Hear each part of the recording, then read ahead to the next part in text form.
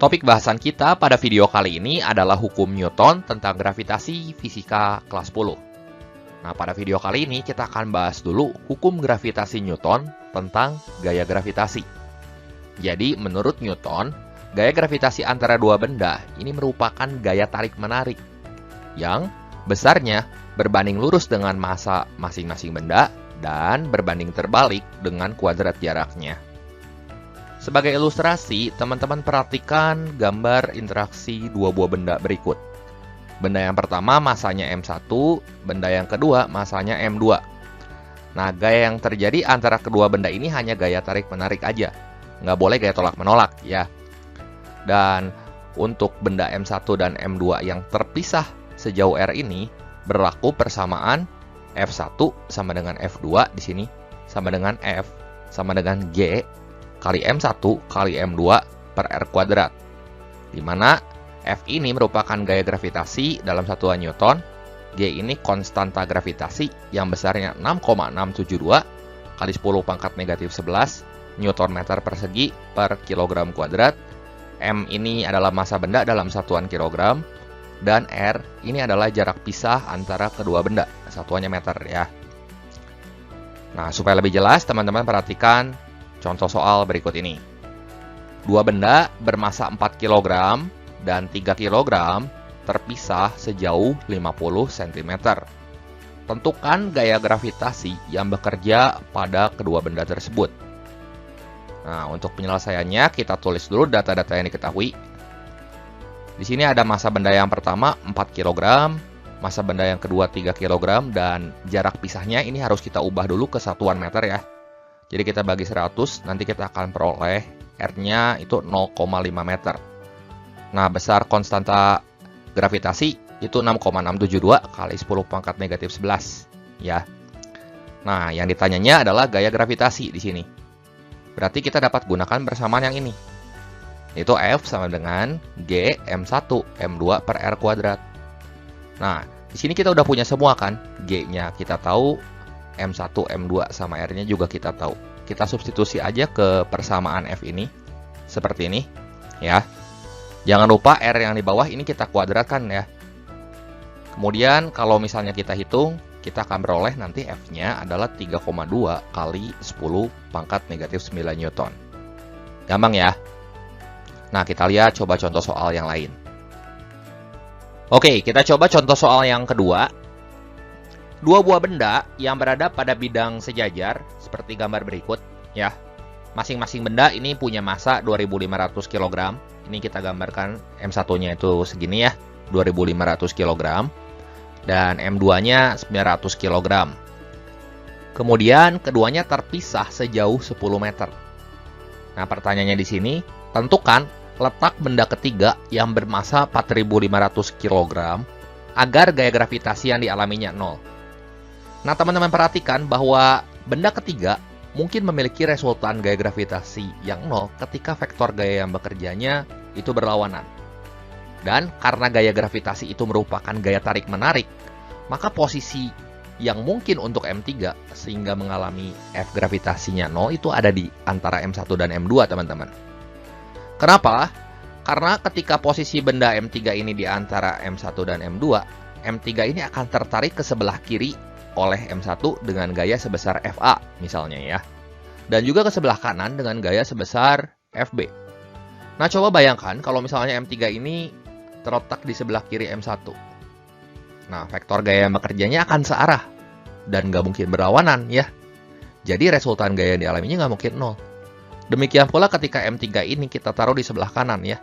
Dia ketarik sama M2 ke sebelah kiri dan ketarik sama M1. Ya, ke sebelah kiri juga. Jadi nggak mungkin 0. Ya, hanya mungkin 0 ketika letaknya di antara M1 dan M2. Nah, kita misalkan aja jarak pisah antara M1 dan M3 itu sebesar RA, yaitu X. Artinya, jarak M3 ke M2 ini ya tinggal 10 kurang X ya. Data-data yang diketahuinya juga udah jelas. Semuanya udah dalam SI. Ini M1-nya 2500 kg, M2-nya 900 kg, M3-nya 4500 kg, dan R-nya 10 meter. Nah, untuk penyelesaiannya, teman-teman perhatikan bahwa karena sigma F di M3 ini sama dengan 0, Artinya gaya yang ke sebelah kiri mesti sama dengan gaya yang ke sebelah kanan. Jadi gaya gravitasi yang bekerjanya dapat kita tulis seperti ini, ya. Nah, variabel yang sama kita coret, G sama G-nya kita buang. Terus M3 sama M3-nya juga kita buang. Jadi seperti ini, ya. Nah, M1 per RA kuadrat sama dengan M2 per RB kuadrat. M1-nya kita ganti sama 2500, RA-nya kita ganti sama X, jadi X pangkat 2 ya. Ini sama dengan M2-nya kita ganti sama 900 dan RB-nya ya 10 min X kuadrat. Kita akarkan kedua ruas seperti ini, ya. Kalau kita hitung, ini akar 2500 itu 50, akar X kuadrat itu X, akar 900 ini 30, dan akar 10 min X kuadrat ini 10 min X. Ini 0 di kiri sama 0 di kanan bisa kita coret ya. Kemudian tinggal teman-teman kali silang aja seperti ini. Jadi 3X sama dengan 5 kali 10 min X ya 50 min 5X. Nah, min 5X-nya ini pindah ruas ke kiri, jadi seperti ini. Kita bagi 8 masing-masing ruas. Berarti kita peroleh X-nya 6,25 meter. Artinya RA-nya di sini adalah 6,25 meter ya. Ya, RB-nya 10 kurang 6,25 ya 3,75. Jadi dapat kita simpulkan, letak M3 agar sigma F yang dialaminya 0 adalah 6,25 meter dari M1 yang ini ya, atau 3,75 meter dari M2. Gampang ya. Oke, contoh soal yang ketiga. Benda A, B, dan C masing-masing bermasa 1 kg, 2 kg, dan 3 kg. Membentuk suatu segitiga sama sisi dengan panjang sisi adalah 1 meter. Tentukan besar gaya gravitasi pada benda B. Nah, kita gambar dulu. Misalnya ini benda A, masanya 1 kg ya. Benda B-nya di sebelah sini. Dan ini benda C-nya. Ya. Nah, ketiga benda ini membentuk segitiga sama sisi. Berarti sudutnya ini adalah 60 derajat masing-masing. Ya. Dengan panjang sisinya 1 meter. Nah, tentukan gaya gravitasi yang bekerja pada benda B. Nah, benda B ini akan tertarik oleh MC sebesar F2 dan oleh MA sebesar F1. Nah, sudut apitnya ini 60 derajat. Jadi, untuk penyelesaiannya, di sini kita cari dulu F1 pakai persamaan G kali MB kali MA per R kuadrat. Gaya interaksi MA sama MB-nya ya. Nah, langsung aja. Berarti MB-nya kita ganti sama 2, MA-nya kita ganti sama 1, dan R-nya ini sama 1 kuadrat. Ini kita biarkan aja dalam variabel G supaya ngitungnya lebih gampang. Jadi kita peroleh hasilnya ini adalah 2G. Nah, sekarang kita cari F2. F2 kita bisa pakai rumus G kali MB kali MC per R kuadrat. MB-nya kita ganti sama 2, MC-nya kita ganti sama 3, R-nya kita ganti sama 1. Hitung aja, maka kita akan peroleh F2-nya ini 6G. Nah, karena dua buah gaya yang bekerja ini berbentuk sudut, maka kita dapat gunakan resultan gaya menggunakan rumus sigma F sama dengan akar dari F1 kuadrat tambah F2 kuadrat tambah 2 F1 F2 cos theta. Nah, ini adalah resultan vektor gaya yang bekerja pada benda B. F1-nya kita ganti dengan 2G, F2-nya sama 6G. Nah, kemudian theta-nya di sini kita ganti sama 60 derajat, ya. Nah, ini tinggal kita hitung aja nih. Jadi, G-nya ini kita keluarkan ya. 2 kuadrat itu 4, 6 kuadrat itu 36, 2 kali 2 kali 6, dikali cos 60 derajat itu setengah ya. Ini bisa kita coret kan? 2 di sini sama 2 di sini. Nah, jadi berapa tuh? 4 tambah 36, 40, 40 tambah 12, ya 52 ya. Jadi, sigma F-nya G akar 52. Akar 52 itu akar 4 kali 13. Akar 4-nya kita keluarkan, maka kita akan peroleh gaya resultannya adalah 2 akar 13 G Newton. Nah, kita nyatakan aja dalam variabel G ini nggak apa-apa ya. Atau mau teman-teman ubah pakai 6,67 kali 10 pangkat negatif 11 juga boleh. Seperti itu. Oke, sekarang kita coba contoh soal yang keempat. Sebuah satelit mengorbit setinggi 3.600 km di atas permukaan bumi. Kita gambar dulu, misalnya ini bumi yang masanya adalah M dan jari-jarinya R, 6.400 km, ini misalnya R ya. Dan gerak satelit dianggap melingkar beraturan. Jadi kita gambar orbitnya berupa lingkaran sini ya. Ada satelit di sini bermassa M kecil dengan ketinggian H diukur dari permukaan bumi ke pusat satelit di sini. Ya. Nah, satelitnya itu bergerak dengan kelajuan sebesar V. Berapa nilai V ini? Data-data yang diketahuinya cuma dua, yaitu R 6.400 km, jari-jari bumi ya. Kita ubah ke meter jadi 6,4 kali 10 pangkat 6 meter. Dan tinggi satelit dari permukaan bumi sebesar 3,6 kali 10 pangkat 6 meter. Ya. Untuk tinggi satelitnya harus kita ukur dari permukaan bumi ke pusat satelit sini. Nah, untuk penyelesaiannya, teman-teman perhatikan bahwa gaya gravitasi yang dialami oleh satelit ini akan sama dengan gaya sentripetal, teman-teman.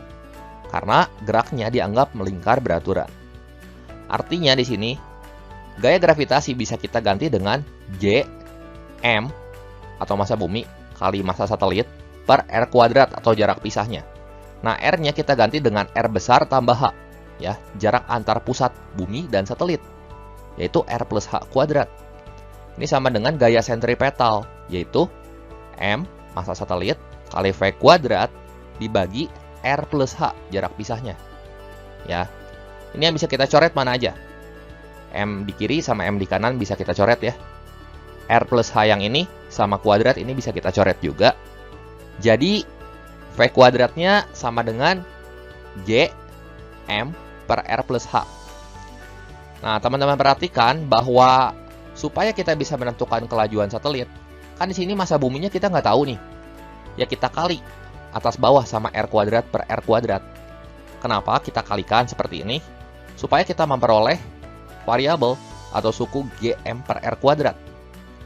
Ya, jadi kita bisa tulis Gm per R kuadrat dikali R kuadrat per R plus H. Dan suku Gm per R kuadrat ini bisa kita ganti dengan percepatan gravitasi yang kita udah tahu nilainya. Nah, kita pakai aja G-nya 10 ya. Nah, jadi untuk V-nya tinggal akar dari G kali R kuadrat per R plus H. Nah, R-nya ini kan kuadrat, kita keluarkan dari akar seperti ini. Jadi R akar G per R plus H. Nah, di sini kita ganti R besarnya dengan 6,4 kali 10 pangkat 6. G-nya kita ganti sama 10. Dan R plus H berarti ini 6,4 tambah 3,6 kali 10 pangkat 6 ya. Jadi ini 6,4 kali 10 pangkat 6, yang atasnya ini 10. Nah, ini 10 kali 10 pangkat 6 berarti 10 pangkat 7 ya. 10 pangkat 1 per 10 pangkat 7 ya berarti 10 pangkat negatif 6. Kalau kita keluarkan dari akar, ini jadi 10 pangkat negatif 3 kan. Jadi 6,4 kali 10 pangkat 6 kali 10 pangkat negatif 3. Nah, ini tinggal kita hitung aja. Jadi kita akan peroleh V-nya atau kelajuan satelit tersebut adalah 6,4 kali 10 pangkat 3 meter per second, teman-teman. Gampang kan? Oke, sekarang kita coba contoh soal yang kelima. Bulan yang merupakan satelit bumi berevolusi mengitari bumi dengan jari-jari orbit sebesar R dan periode T. Apabila konstanta gravitasi umum dinyatakan dengan G, rumusan yang tepat untuk memperkirakan massa bumi M adalah titik-titik. Jadi data yang diketahuinya cukup jelas. Di sini ada jari-jari, periode, sama konstanta gravitasi umum. Ini jari-jari orbit ya, bukan jari-jari bumi. Nah, kita gambar dulu kasus yang terdapat pada soal. Misalnya ini bumi yang masanya adalah M besar. Kemudian ini orbit satelit ya, orbit atau lintasan satelitnya. Dan ada satelit yang bermassa M kecil di sini. Dengan jari-jari orbit diukur dari pusat bumi ini R. Nah, cara menyelesaikan soal ini mirip seperti soal yang sebelumnya tadi. Kita dapat gunakan persamaan gaya gravitasi yang sama dengan gaya sentripetal, teman-teman. Buat gaya gravitasinya langsung aja kita ganti dengan M kali G kali M besar per R kuadrat. Ya, ini langsung R karena di sini jarak dari pusat bumi ke pusat satelit sama dengan jari-jari orbitnya. Dan untuk gaya sentripetalnya kita gunakan persamaan M omega kuadrat kali R. Kenapa kita pakai rumus ini? Karena data yang diketahuinya adalah periode yang langsung terlibat dengan variabel omega di sini. Nah, supaya lebih sederhana, dalam menentukan M yang warna merah ini kita coret aja M kecil yang ini ya, atau massa satelitnya. Nah, jadi sebagai akibat, di sini omeganya bisa kita ganti dengan 2pi per T ya, 2pi per T, dan kita mau tentukan berapa nilai dari M ini. Nah, berarti Ini kalau kita hitung jadi 4pi kuadrat per t kuadrat. Ya, ini M-nya kita taruh di depan aja seperti ini. Yang mau kita cari kan. Nah, tinggal teman-teman kali silang aja. Jadi, kita akan peroleh M-nya ini 4pi kuadrat kali R pangkat 3 per GT kuadrat. Jadi, opsi yang tepat di sini tentunya adalah yang D. Oke, sekian dulu pembahasan kali ini mengenai materi dan contoh-contoh soal gaya gravitasi Newton fisika kelas 10. Sebagai penutup, seperti biasa, saya sertakan 2 soal latihan yang bisa teman-teman sekalian coba. Silahkan dicoba, semoga video ini bermanfaat dan membantu teman-teman semua dalam belajar. Jangan lupa like, share, dan subscribe buat yang belum ya. Terima kasih untuk perhatiannya, sampai jumpa di video saya yang berikutnya.